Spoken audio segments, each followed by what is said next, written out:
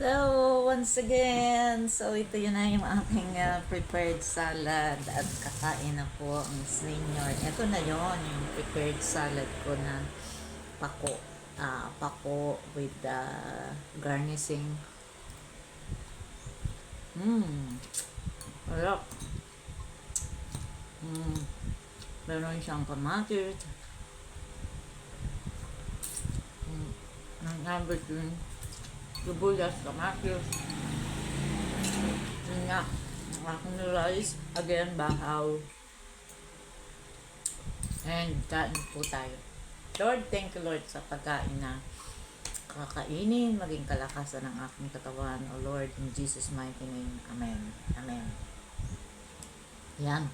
At merong kaunting gulay. Leftover kagabi. Yan. Giniling with beans. At again, kaunti na namang rice, bahaw, and of course this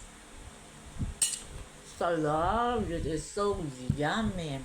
Okay, like and share. Thank you po. Kasara ng Masa 1305.